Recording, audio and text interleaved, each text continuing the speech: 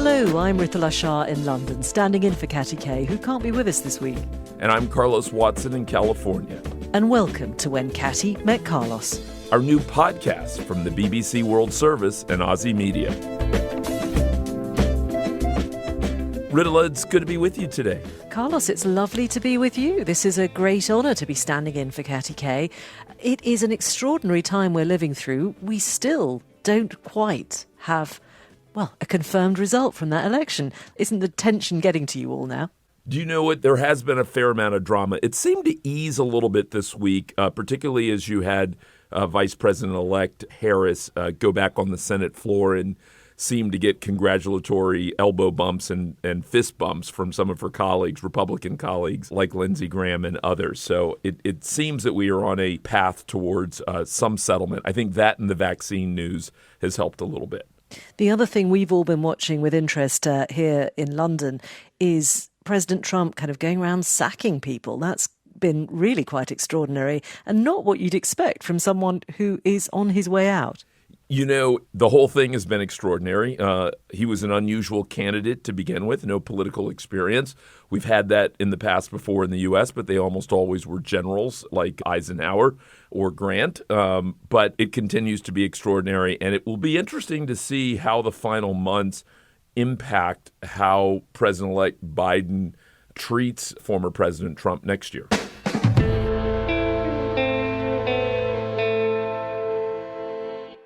It's been a record-breaking year for the environment in the U.S., and not in a good way.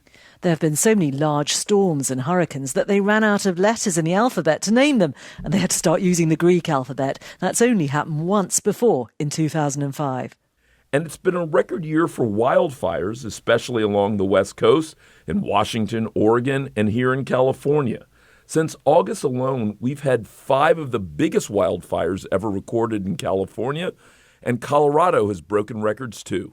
President Trump said poor forest management is the main cause of the wildfires. In September, he was urged by California's Secretary for Natural Resources to listen to the science. If we ignore that science and sort of put our head in the sand and think it's all about vegetation management, we're not going to succeed together protecting Californians. Okay. It'll start getting cooler. You just watch. I wish science agreed with you. Well, I don't think science knows, actually. Tom, please.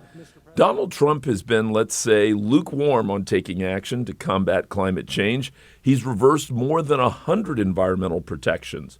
President-elect Joe Biden says climate change is his number one priority. When Donald Trump thinks about climate change, the only word he can muster is hoax. When I think about climate change, the word I think of is jobs. So that's our topic, climate change. Joe Biden says he'll immediately take the US back into the Paris Climate Agreement, which President Trump pulled America out of. But while the Trump administration has rolled back major climate initiatives on the local level, communities in many parts of the U.S. continue to fight climate change. Our first guest is Jim Brainard, the mayor of the city of Carmel in Indiana in the Midwest. He's a Republican, but has been committed to reducing greenhouse gases. Mayor, thank you so much for joining us. It's good to be with you and to talk about this topic because it's important for all of us. What's made you in the Midwest and in Carmel in particular decide to take action against climate change? Well, I get asked that quite often as a Republican, and I like to point out to people that traditionally the Republican Party has been very active on climate and environmental protection. It was Teddy Roosevelt, a Republican president over 100 years ago, who set aside most of the national parks in the United States. It was President Eisenhower, a Republican, who set aside our Arctic Reserve. And it was President Nixon and then Ford, after he resigned, that established our Federal Environmental Protection Agency. This happened in the early 1970s. That administration also passed the Clean Water Drinking Act amendments, the first ones with real teeth behind them, the Migratory Bird Act, the Endangered Species Act, and a host of other environmental legislation. And it was Ronald Reagan with Margaret Thatcher's, I think her chemistry background probably played a part in this, leading the world, establishing the Montreal Protocols after an ozone hole appeared in the southern hemisphere, and we avoided one in the northern hemisphere, which would, of course, had catastrophic impacts on the higher population in the Northern Hemisphere with cancer rates and so on. And so there's this history of Republican support for taking care of the environment. And sometimes I get asked locally, why are Republicans concerned about this? I say, I've yet to meet a Republican or a Democrat in my city that wants their family to drink dirty water or breathe dirty air. I think this should be a nonpartisan issue where both parties come together to leave the earth in a better condition than we found it. But Mayor Brainard, that has not been the stance of President Trump and many Republicans in recent years. And so how do you see that? And is that a time that has gone by? And where are we today? And what's the opportunity for the Republican Party to meaningfully engage on this issue? The Republican Party needs to engage on this issue if we intend to remain relevant to the majority of the voting population. It's clear that action needs to be taken, and Republicans need to be participating in it.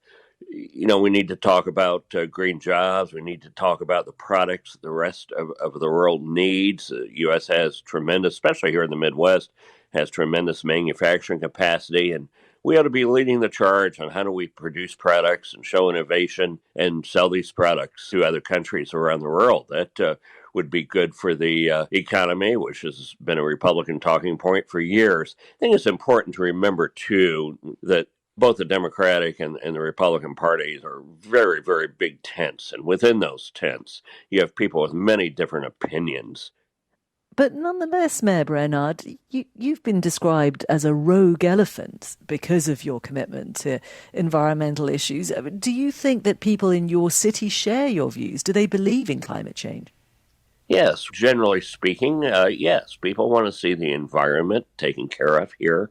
They see it as a concern. I'm fortunate to live in a city where the vast majority of adults hold a university degree, and I think that's helpful too. They tend to pay attention to science, and the environment has been a cornerstone of what we're trying to do as an administration. So I think that's a fairly good poll of our citizens here. Mayor Brainard, I've been intrigued that you have embraced urban planning and transportation in particular as a key to improving our air and our climate. Why do you feel like that is such a key? Well, I think that's where local leaders can have some of the greatest impact is in city planning. Since the end of World War II, when we finally rose above 25% car ownership in the United States, we have designed our cities not for people, but for cars. And so we have many instances where people are traveling 6, 7, 8 miles just to buy bread or milk at the local grocery store. We have designed our cities, particularly our suburban cities, in many cases so that it's impossible to live in one without the use of an automobile. And so I've advocated that we need to look back at the way Europe was designed for hundreds of years prior to the automobile, use more mixed-use development, make it possible for people to live in a city without a car. And Mayor, something we're going to be talking about a little bit later is this idea of how do you appeal to people who perhaps aren't as on board with this as you are? How do you appeal to perhaps fellow Republicans who don't see climate change as the most important thing? They're not sure why they should be spending the money on measures like this. Let me give you a bit of background. The U.S. Conference of Mayors, a group of mayors from across the United States had lobbied Congress to set up a block grant program for local cities. And so our city received roughly $700,000 U.S., and we used the money to convert most of our street lights to LED lighting. And I was having a conversation with a climate change denier, and he was just very upset that I had spent this money on switching on our street lights. He said the other lights were perfectly fine. And finally, I pointed out to him that we received a 21% return on lower electricity cost. And he became very happy. He suddenly was like, oh, I guess that wasn't such a bad idea after all. But that illustrates the point that many people can get to the same end result for very different reasons. We have to accept the fact that some people just don't believe in climate science, but there are many other reasons that we want to improve our environment. That's a great story. Mayor Jim Brainard from Carmel, Indiana. Thank you so much. A good note to end that conversation. Thank you very much. Clearly, there are many ways to get people on board with your ideas. You've just got to tap into the right one.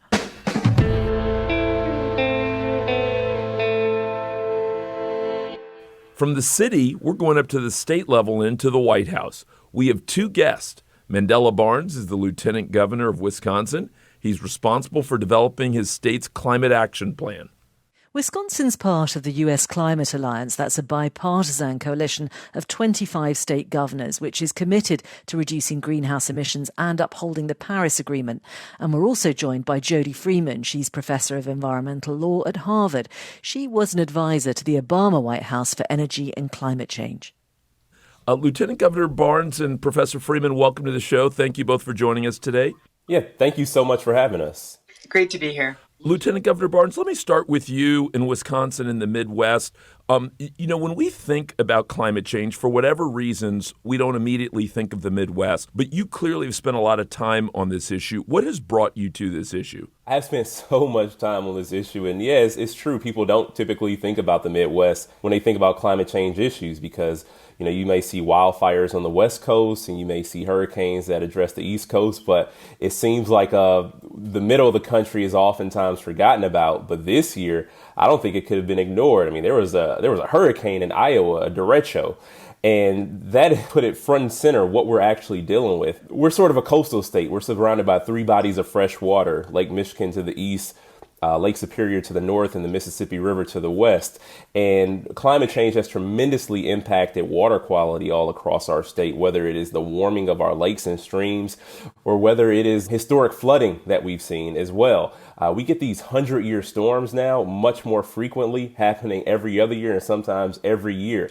We experience on one end of the calendar polar vortices where we have extremely cold temperatures, even for Wisconsin, where the wind chill will get to below 50 degrees. And we've had unseasonably warm temperatures and people have lost their lives and have had to get medical help because of heat exhaustion. You're a climate change believer, but do you think that most people in Wisconsin join the dots as you are? I do. I do think that most people who live in Wisconsin do agree that climate change is real, but the people who are elected in this state, unfortunately, the overwhelming majority of members in the legislature don't see it the same way. And it's like that across the country, too, unfortunately.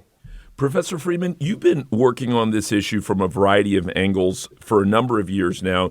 You worked in the Obama White House on some of the signature climate change laws there as well. Where do you see that we are today in 2020? Do you feel like we've made meaningful progress over the last decade? And how do you think about what's to come? Well, I think there's some good news and bad news on progress. I think that there have been a lot of market innovations that have really helped us do some important things on climate change. The renewables deployment in the United States has gone off the charts. The cost of renewables have come down. Natural gas has actually helped us move away from coal. So there are some things that have really moved us forward, but it's not because of the federal government over the last 4 years. The Trump administration has rolled back every significant climate rule that the Obama team put in place. So we've really gone backwards in terms of the federal level. And we need a new set of policies to really reduce our greenhouse gas emissions and get going on a clean energy transition. So I think we're in place to make significant progress. We're in a good position. But we sure need a change of administration, which looks like it's coming as long as it gets acknowledged by the other side. Mandela Barnes, we've heard a lot about what Trump didn't do on climate change, what President Biden-elect may do. What would you say you've done at a state level over the last few years? So at a state level, the very first thing that we did in the face of much obstruction from the Republican majority in the legislature, first the governor signed an executive order that Wisconsin would have 100% of electricity in the state generated by renewable sources by 2050. And we're working to make sure that that happens sooner, where we join the U.S. Climate Alliance, which is a coalition of states that are still committed to meeting the goals of the Paris Climate Agreement. The governor created the Office of Sustainability and Clean Energy, and he also, through executive order, created the Climate Change Task Force, and I've been able to serve as the chair of that task force. How easy has it been for you to push changes like that through, given that you've got quite a complicated political position there with the local Senate and judiciary being Republican controlled? It is not easy at all. And that's why these things had to happen through executive order. Many of the provisions, the governor tried to get the legislation passed. Some provisions were put in the state budget because, one, we were creating an entirely new office to address this issue. But they voted it out of the budget. They didn't want to take on the issue. So now we find ourselves, having to govern through executive order, which isn't fun. It doesn't help us meet the actual needs because there's some things that we just need to pass through legislation that we can't get passed. But we're going to do everything we possibly can, how we're able to do it regardless. Professor Freeman, I want to bring you in on the conversation of the Green New Deal. For many people who don't follow climate change closely, even more than what's happened on a state level, that proposal by leading Democrats like Alexandria Ocasio-Cortez, AOC, has really captured attention. Where does that stand right now, particularly in a world in which President-elect Biden has said that he does not embrace it?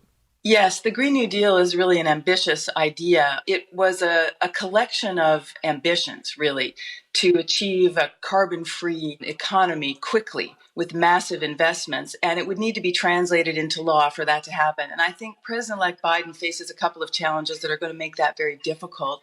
If there's a Republican-controlled Congress in the United States, there won't be a sweeping climate bill that gets passed. Instead, I think what we'll see from the Biden administration is significant investments and spending that will be part of a recovery package. I think Congress will pass green infrastructure, green spending, clean technology investments as part of an economic recovery plan, but I don't expect to see a kind of Green New Deal freestanding piece of legislation. I also think Biden will use his executive power.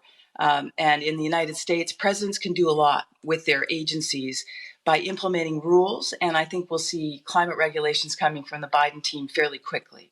Will he, do you think, Professor Freeman, feel the need to sort of smuggle them in then under other legislation? And Joe Biden famously is known for making compromises. Is he going to feel the need to placate Republicans and moderate Democrats? Well, I think as a political matter, it's going to be important to negotiate these things because the fact is the Democrats just don't have total control of both the House and the Senate. So there will need to be policies that are appealing to the Republican side, and there are some on climate change. I mean, the governors, many Republican governors are fans of renewable energy. There's wind in Texas and in Iowa. Places like that have adopted renewable standards. And so that kind of policy could get passed nationally. But in terms of putting a price on carbon, passing a carbon tax, or doing a cap on carbon with a dividend, those kinds of policies, I think, are going to face some strong headwinds. And so I don't expect to see a kind of big package that would be looking quite like the Green New Deal would have looked if it had been translated fully into policy. Lieutenant Governor Barnes, how much conversation have you seen about climate change issues in Black and brown communities? I mean, I remember growing up here in the States and even living out in California, it felt for many years very much a upper middle class, college educated, primarily white progressive effort, and you didn't see as much racial integration in the conversation. Has that changed in your mind? Are you seeing active conversation in Black and brown communities? Man, I am so glad you brought that up because the dynamic is continuously shifting. We're seeing some amazing young organizers of color step up to address the climate change issue. But the fact is we've always been there. And we've been there because we've been the most impacted by these issues. Black and brown communities continue to bear the brunt of climate change. The face has just been much different in generations past. And there have been a complete disconnect between some of the realities of climate change and how addressing climate change had been promoted. I like to point to the same forces that cause climate change are the same forces that are causing so many other health issues and quality of life issues in Black and brown communities. We can talk about disproportionate rates of asthma and respiratory illnesses that Black and brown children live with because there's a coal burning power plant in their community. And that coal burning power plant is one of the main drivers of climate change. And those dots are being connected more and more. And some of the larger organizations who are recognizing some of the mistakes that have been made along the way. And they recognize that they aren't going to see any movement on addressing this issue in a real way unless they include the communities that have been impacted. And we also got to understand rural communities, too, that haven't been part of the climate change conversation. In fact, rural communities have been getting the finger pointed at them for driving climate change. But there is tremendous opportunities, one with carbon sequestration. And in urban communities where, like the city of Milwaukee, that used to be a manufacturing hub, we have a chance to make large scale investments in renewable energy production. That could be the manufacturing of windmills, of solar panels, of other large scale instruments that we could use, again, for carbon sequestration or whatever the case may be. These are communities that have been devastated by the loss of industry, and we can create green jobs in these communities. That is the biggest policy decision that we can make in Black and brown neighborhoods. Jody Freeman, do you think it will also be important for the next government to, in a sense, very consciously build global alliances, so with China, with Europe, on the issue of climate change? Yes, I think you'll see a totally different approach to the international community from the Biden administration. Joe Biden obviously is an internationalist. He's interested in international institutions. He wants to build back our alliances. And he's already said that on day one, he will recommit the United States to the Paris Agreement. And I would expect him to engage China, to engage the major developing economies, to try to assert American leadership again in international climate negotiations. And in order to be credible, he will have to bring the U.S. back to the table with an ambitious pledge, which will do better than the Obama-era pledge. So he'll build on that. And I think the Biden administration is very interested in raising climate change as an aspect of bilateral negotiations. So I can imagine climate-related policy being a bright spot in the relationship with China that can offset other things like trade. So I think you'll see the U.S. back on the world stage, reversing the sort of isolationism and go-it-your-own-way-ism of the Trump era. Lieutenant Governor Barnes, finally, paint a vision for us. What would success look like in your mind? What would you love to be true 5 years out, 10 years out? So I can just talk about the incoming administration and the challenges they're going to be faced with. Joe Biden campaigned on a recovery plan, but we have to recognize that this can't just be an economic recovery. It also has to be an environmental recovery and stimulus. And we can do both of them at the same time and be wildly successful by reducing carbon emissions, providing opportunities for our urban and rural communities alike through employment, through opportunities for renewable energy and regenerative agriculture, which has been proven to be effective at being able to help us address climate change. But I think that the United States has to step up and become a leader again. And in stepping up and becoming a leader, it means we have to fire on all cylinders. We need help from the federal government, state government, and local government. It's not going to be the same in every state. Every state has different opportunities and different challenges. But I think that states need the tools that are necessary for us to be unique in our approach to, one, combating climate change and restoring opportunity to people and communities that have been impacted the most by climate change. Professor Freeman, you've worked with a variety of EPA administrators, whether you've been filing Supreme Court briefs with them or in other ways. Should we expect to see you in a Biden administration? Have you had conversations about taking on that role or another one? This is one of those topics you don't comment on. Listen, there's a wonderful wealth of people with tremendous expertise who are going to be going into this administration. I have total confidence you'll see some wonderful leaders at EPA and elsewhere. One thing I would just point out is, the Environmental Protection Agency is obviously crucial to a climate agenda because they've got the regulatory power to put in place some rules. But there are a lot of other agencies in the federal government that have authorities and policy making potential. Even the United States Department of Agriculture, right, with its policies on regenerative agriculture and trying to build climate resilience and creating opportunities in the agricultural community, or the Treasury Department with its influence over financial institutions, and they can get better at climate-related risk disclosure. I mean, there are so many levers to pull in the federal government that aren't in the obvious places, that what you want to see from a Biden team is appointments to those offices that are non-obvious. You want to see people with climate expertise in unusual spots in the federal government that aren't the obvious spots. So I think you should be looking for that. And I think the Biden team is pretty sensitive to that. You'll see leaders across the United States government, I think. Professor Jody Freeman and Lieutenant Governor Mandela Barnes from Wisconsin, thank you both very much. I think Jody Freeman's keeping her powder dry there, Carlos. Indeed she is. It was great to have you both. Have a wonderful week. Thank you. Thank you so much.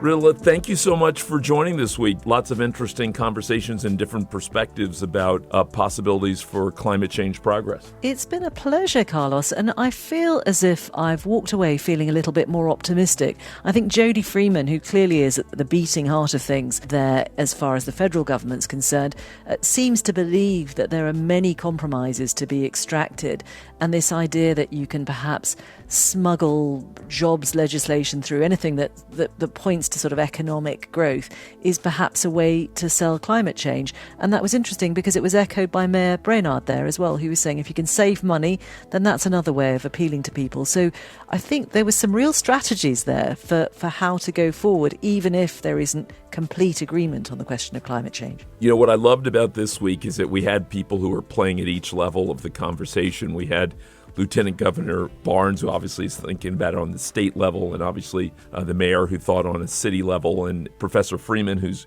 played at the federal level. I thought that what Professor Freeman said about Biden's opportunity to appoint unlikely players in the climate change conversation and appoint them not just to the obvious roles like the EPA may have been one of the most interesting things I heard today. Indeed, and I think there is going to have to be a lot of compromise that goes on. That was the other thing that she was alluding to. And the one thing that I meant to ask Jim Brainard, the mayor in Carmel, about, which I forgot, apparently he's also managed to put roundabouts into their roads, which of course is a very British thing. And you don't have those in the United States. And it always confuses me when you have those four-way traffic lights. It's terrifying. Yeah. Well, we don't have them often, but it is interesting to hear his thoughts on that and his focus on urban planning. It's very similar to the mayor of Los Angeles, a Democrat who many believe wants to be the Secretary of Transportation in a Biden administration, who would bring that similar kind of focus on urban planning as a way to help improve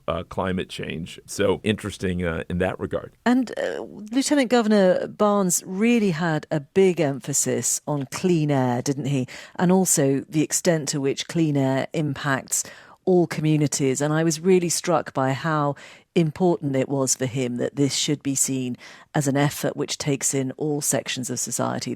Climate change isn't just something for rich people. Yeah, I think that's the only way it ends up becoming a truly impactful policy conversation. And I think the involvement of relatively young political leaders like Lieutenant Governor Barnes, who's in his early 30s, AOC, the congresswoman from New York, who also is a relatively young political leader, just about 30, I think is important in terms of taking this conversation to a new generation and to a broader set of people. We hope you've enjoyed this episode of When Katty Met Carlos, a co-production from the BBC World Service and OZY Media. Please listen again next week. We're looking at another hot topic in Joe Biden's inbox, this time the COVID crisis.